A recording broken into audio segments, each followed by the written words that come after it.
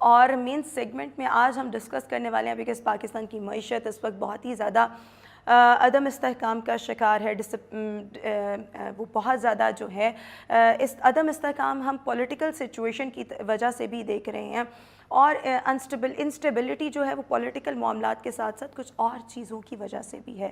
So Lahore chamber of commerce کا اگر ہم اسپیشلی ذکر کریں, لاہور چیمبر آف کامرس کو آپ لے لیں, بزنس کمیونٹی کو لے لیں, اور اس کے ساتھ ساتھ پاکستان کی معیشت, یہ تمام چیزیں جو ہیں وہ انٹر لنکڈ ہیں. اور لاہور چیمبر آف کامرس جو ہے وہ بزنس کمیونٹی کے مسائل کو ایڈریس کرتا ہے, ان کی نمائندگی کرتا ہے, ان کے مفادات پر بات کرتا ہے.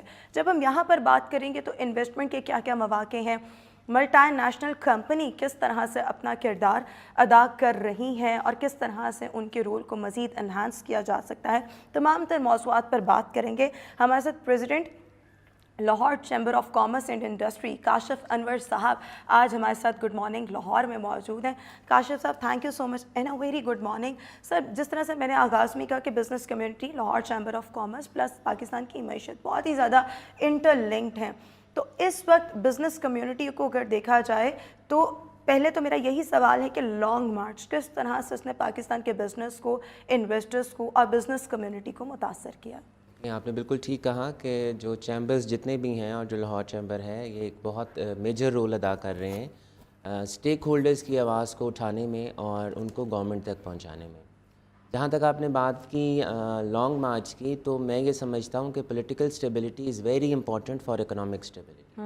جب تک آپ کے ملک میں پولیٹیکل سٹیبلٹی نہیں ہوگی, آپ کے ملک میں اکنامک سٹیبلٹی ہو ہی نہیں سکتی. اور ہماری تمام, میں صرف لانگ مارچ کی بات نہیں کروں گا, میں اپنی تمام پولیٹیکل لیڈرشپ سے یہ ریکویسٹ کرتا ہوں کہ اس وقت ملک اتنے مشکل حالات سے گزر رہا ہے کہ ہمیں ابھی ملک کا سوچنا چاہیے. پالیٹکس اگر ہمارا ملک ہوگا تو ہم پالیٹکس بھی کر لیں گے, لیکن اگر خدا نہ خواستہ جس طرح سے سری لنکا کے ساتھ ہوا, ڈیفالٹ کیا, آئی ایم ایف کے ساتھ ہمارے معاملات آئے کہ آئی ایم ایف ہماری قسط کو نہیں ریلیز کر رہا تھا, وہاں پر ہمارے لیے بہت سے ایشوز آ گئے. ایف ٹی ایف کی ہم گرے لسٹ سے نہیں نکل رہے تھے, ہم وائٹ لسٹ میں آئے. تو دیکھیں ساری قوم نے خوشی منائی ان تمام ایونٹس کے اوپر. تو اٹ مینس کہ جب تک آپ کے ملک کے اندر انویسٹمنٹ نہیں آئے گی, جب تک ملک کے اندر آپ کی انڈسٹری نہیں لگے گی, جب تک آپ کے ملک کے اندر روزگار نہیں ہوگا, جب تک آپ کے ملک کے اندر خوشحالی نہیں ہوگی, ہماری سیاست پھر اس کے بعد آتی ہے. تو میں ذاتی طور پہ یہ سمجھتا ہوں کہ ہم جس لہج پہ ہمارا ملک کھڑا ہے اس وقت, ہمارے تمام پولیٹیکل لیڈرشپ کو ایک پیج پہ آنا چاہیے, ہمیں اپنا ایک اکنامک ایجنڈا اناؤنس کرنا چاہیے.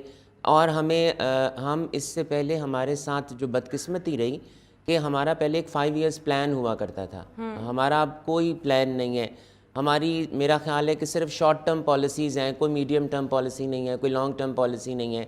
تو we have to sit down and we have to settle down کہ ہماری اگلے 10 سال کی پالیسیز کیا ہیں, رسپیکٹو آف دا گورنمنٹ, کسی کی بھی گورنمنٹ آئے. اچھا, یہ جو 5 سالہ پالیسی کی آپ نے بات کی اور جو پہلے ہوتی تھی, تو یہ کب تک رہی اور اس کا انیشیٹو لیا گیا, کس کی طرف سے لیا گیا, پالیسی گائیڈ لائن کہاں سے آتی تھی اور پھر اس پہ امپلیمنٹ کیا جاتا تھا؟ یہ ایوب خان صاحب کے وقت سے ہوتا تھا اور میرا حال ہے 1980, 85 یا 90 تک یہ رہا, اور اس کے بعد تو ذکر ہی نہیں رہا کہ ہمارا. اور اس دوران جتنے بھی حکمران آتے تھے یہ چلتا رہتا کرتے تھے.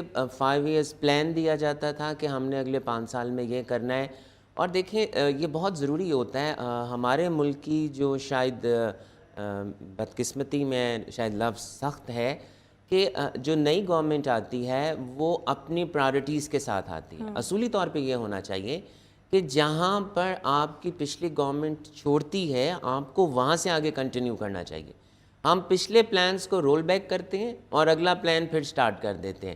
تو اگر ہم جیسا کہ میں نے کہا کہ اگر ہم تمام پولیٹیکل پارٹیز ایک پیج کے اوپر ہوں, تو تمام کا اگر اکنامک ایجنڈا ہوگا, سب نے سائن کیا ہو, سب اس پہ متفق ہو جائیں کہ ہم نے ملک کو یہاں لے کر جانا ہے. مثال دیتا ہوں, اگر ہم اس بات پہ آ جائیں کہ ہم نے کالا باغ ڈیم کہاں گیا کالا باغ ڈیم؟ ایوری بڈی نوز کہ Kala Bagh dam is the need of the hour. آپ کا ملک تب بچے گا جب آپ کے ملک کے اندر, میں اور ڈیمز کا نام نہیں لے رہا, میں صرف کالا باغ ڈیم کا نام لے رہا ہوں.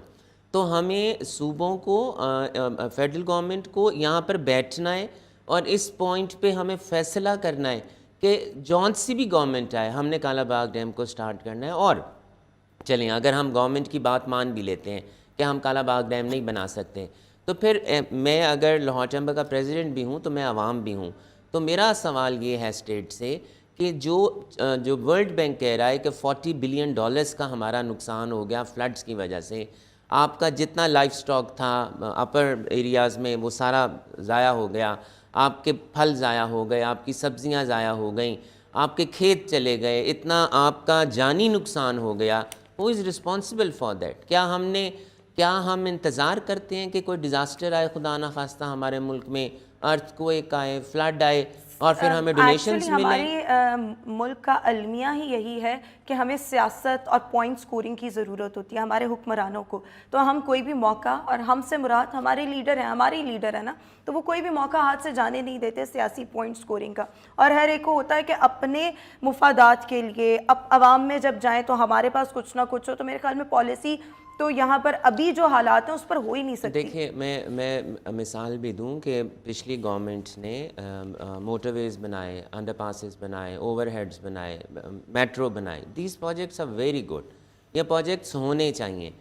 لیکن میں مثال موٹر وے کی یہ دوں گا کہ موٹر وے کا مقصد یہ نہیں تھا کہ ہم نے اپنے ایسٹس کو پلیج کر کے سکوک ایشوز کرا دینے.